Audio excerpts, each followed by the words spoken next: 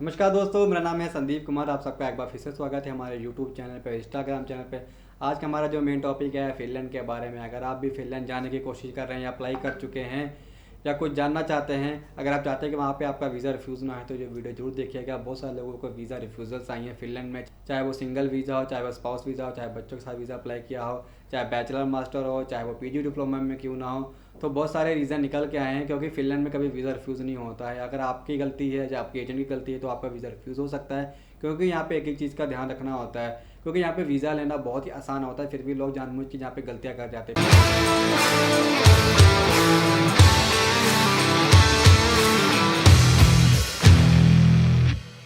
तो सबसे पहला कारण क्या है कि यहाँ पे वीज़ा रिफ्यूज़ होने का, वो है फेक डॉक्यूमेंट। आप जब भी फिनलैंड में अप्लाई करें, वहाँ पे कभी भी आपने कोई फेक डॉक्यूमेंट नहीं लगाना है। कुछ लोगों ने हमें कांटेक्ट किया था कि हमारा वीज़ा रिफ्यूज़ हुआ। पहले तो मैं हैरान हो गया था, वीज़ा रिफ्यूज़ तो होता नहीं है। उन लोगों ने बताया कि हमने 10वीं 12वीं की थी, विदाउट एल्स अप्लाई किया था, क्योंकि हमारे एजेंट ने बोला था विदाउट एल्स हो जाता है। तो उन्होंने विदाउट एल्स अप्लाई किया, एडमिशन भी आ गया। जब वो एम्बेसी में गए, देखा उनके एम्बेसी के अंदर एक डॉक्यूमेंट मेंशन कर रखा था, वो था आइलेट्स 6.5 बैंड। क्योंकि उनको तो इंग्लिश इतनी अच्छी आती थी। जब वैसे ने इंटरव्यू लिया तो उसे पूछा कि आपको इंग्लिश आती नहीं, फिर आपने 6.5 बैंड कैसे ले लिए। जब उन्होंने वेरीफाई किया तो वो पता किया, वो जो आइलेट्स था टीआरएफ जो डाउनलोड करके उनको पेश किया गया था, वो जो आइलेट्स था किसी और के नाम पे था। तो उनमें दिक्कत हो गई, उनको वीज़ा रिफ्यूज़ कर दिया गया था। जो यूनिवर्सिटी को फीस भेजी थी वो भी वापस ना आए, तो वो लोग काफ़ी परेशान हो गए थे। दूसरा सबसे बड़ा कारण क्या है वीज़ा रिफ्यूज़ होने का, वो है फ़ंड। आपके फ़ंड हमेशा वहाँ पे जेन्युइन होने चाहिए। हर बार मैं बोलता हूँ, आपने फ़ंड तभी दिखाने हैं जब आपका एडमिशन आ जाता है।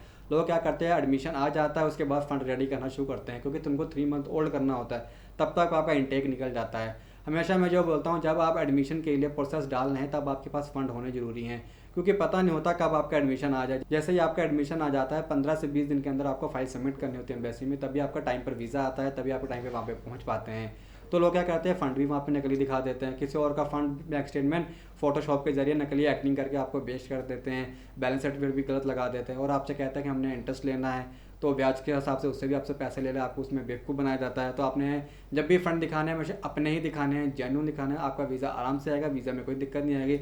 अगर आप गलत डॉक्यूमेंट लगा रहे हैं, एजेंट के सारे बैठे हैं, तो आपका वीज़ा पक्का रिफ्यूज़ होएगा। आपने इस बात का ध्यान रखना है। और तीसरा सबसे बड़ा कारण क्या है वीज़ा रिफ्यूज़ होने का, वो है आपका कोर्स सिलेक्शन। अगर आपका कोर्स सिलेक्शन सही नहीं है तो आपका वीज़ा रिफ्यूज़ हो सकता है, या फिर आपका एडमिशन भी रिफ्यूज़ हो सकता है।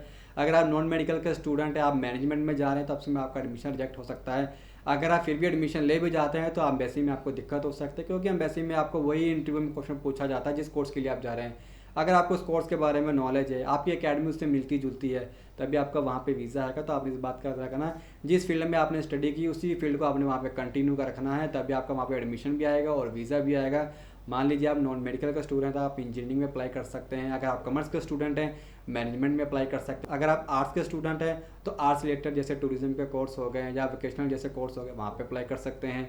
अगर आप मेडिकल का स्टूडेंट हैं, मेडिकल रिलेटेड कोर्स में अप्लाई कर सकते हैं। ये होता है सबसे आसान तरीका वीज़ा लेने में। इसमें आपको कोई सवाल नहीं पूछा जाता आपने ये कोर्स क्यों लिया है, क्योंकि यूनिवर्सिटी को पता है इनका मिलता जुलता कोर्स है, ये इनका फ्यूचर कोर्स है, तो इसमें आपको एडमिशन लेनी ही पड़ेगी, तो एडमिशन आपको दे देते हैं। जब आप लाइन चेंज करते हैं उसमें बहुत सारे डाउट क्रिएट होते हैं, तो उनको डाउट उनको क्लियर करना बहुत मुश्किल होता है। तो आपने इस बात का ध्यान रखना, कोर्स सिलेक्शन आपका बिल्कुल सही होना चाहिए, चाहे जितना मर्जी गैप हो, गैप का कोई दिक्कत नहीं है। और चौथा सबसे बड़ी दिक्कत क्या है जो हर कंट्रीज़ में आती है, वो है इंटरव्यू। लोग समझते हैं कि सब कुछ एजेंट ने करना है। एजेंट का काम होता है एडमिशन प्रोसेस डालना, आपकी फ़ाइल रेडी करना, और आपकी जो फाइल है वीज़ा एम्बेसी तक पहुंचाना।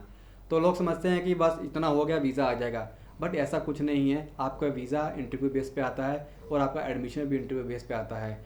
आपसे इंटरव्यू में वही क्वेश्चन पूछे जाएंगे जो आप हाथ में लेके जा रहे हो। हाथ में क्या होता है, आपकी फ़ाइल, उसमें आइलेट्स होता है, आपके एकेडमिक डॉक्यूमेंट होते हैं, उसमें कंडीशन लेटर होता है, बैंक स्टेटमेंट होती है, स्पाउस की फ़ाइल होती है, बच्चों के डॉक्यूमेंट होते हैं। अगर आप सिंगल हैं तो आपके स्टडी रिलेटेड के कोर्स होते हैं, जो आपने पढ़ा है उसके बारे में पूछा जाता है। ये सारे इंटरव्यूज़ के बारे में आपसे क्वेश्चनिंग वहाँ पे एम्बेसी में की जाती है। तो लोग क्या करते हैं, वहाँ पे इंटरव्यू तैयारी करके नहीं जाते, सीधा फाइल जमा करा देते हैं। उनको लगता है कि एम्बेसी हमारा इंतजार कर रही है वीज़ा देने के लिए। ऐसा नहीं है, एम्बेसी तैयार बैठी होती है आपका वीज़ा रिजेक्ट करने के लिए, इसलिए वहाँ पे आपका इंटरव्यू लिया जाता है। तो इंटरव्यू आपने हल्के में नहीं लेना है। इंटरव्यू कम से कम 10 से लेकर 15-20 मिनट की वहाँ पे इंटरव्यू होती है। बहुत ईजिली क्वेश्चन होते हैं। अगर आप तैयारी करेंगे तो आपके लिए ईजी है, तैयारी नहीं करेंगे तो आपका इंटरव्यू देना नामुमकिन हो जाएगा। मुझे पता है इंटरव्यू नहीं दे पाते हैं लोग, जो बच्चे रट्टा मार के जाते हैं, तो रट्टा मारना नहीं, बहुत ईजी है। एक दो बार फाइल खोल कर चेक करो कौन सा एडमिशन है, चाहे आप खुद अप्लाई कर रहे हो चाहे किसी एजेंट से अप्लाई कर रहे हैं। तो आपको पता होना चाहिए आप क्या क्या डॉक्यूमेंट साथ में लेके जा रहे हो, कैसे आपने फ़ीस भेजी उसके बारे में आपको पता होना चाहिए, किसके बैंक स्टेटमेंट है, कौन से बैंक से लीजिए भी आपको पता होना चाहिए। देखा जाए तो मैंने 4 मिस्टेक बताई हैं आपको। इन 4 मिस्टेक में से आपने कोई भी मिस्टेक आपने नहीं करनी है। आपने अपने ऊपर कॉन्फिडेंस रखना है। अगर आप एजेंट से अप्लाई करवा रहे हैं, एजेंट के ऊपर कॉन्फिडेंस रखना है। अगर आपको एजेंट बोलता है हम डॉक्यूमेंट बनवा देंगे, आपने चक्कर से नहीं रहना है, क्योंकि डॉक्यूमेंट नया बनवाना या कोई फेक डॉक्यूमेंट लगाना, आपका वीज़ा रिफ्यूज़ होना बिल्कुल तय है। आपने इस बात का ध्यान रखना है। तो वीज़ा रिफ्यूज़ मत कीजिए अपना, क्योंकि एक बार वीज़ा रिफ्यूज़ हो जाए दोबारा कंट्री में किसी में वीज़ा लेने में बहुत ज़्यादा दिक्कत होती है। अगर आप भी फिनलैंड जाना चाहते हैं, अगर आपको किसी प्रकार कोई दिक्कत आ रही है एडमिशन में, चाहे वीज़ा में, अगर आपको समझ में नहीं आ रहा है तो वहाँ पे फिर भी अप्लाई करना चाहते हैं, सिंगल अप्लाई करना चाहते हैं या स्पाउस का अप्लाई करना चाहते हैं, बच्चों के साथ भी अप्लाई करना चाहते हैं, अगर आपका एडमिशन नहीं हो पा रहा है, तो नीचे लिखा कॉन्टैक्ट नंबर से कॉन्टैक्ट करके आप हमसे जानकारी ले सकते हैं। अगर आपको मेरी मदद चाहिए तो मदद भी ले सकते हैं। अगर आप चाहते हैं कि ऐसी अपडेट आपको फिनलैंड के बारे में या स्पाउस वीज़ा के बारे में, स्वीडन, डेनमार्क कंट्री के बारे में या यूएसए के बारे में जानकारी मिलती है, तो मेरे चैनल को सब्सक्राइब कर लीजिएगा। इंस्टाग्राम पे देख रहे तो फॉलो कर लीजिएगा और वेट कीजिएगा मेरी आने वाली नेक्स्ट वीडियोज़ का। नमस्कार।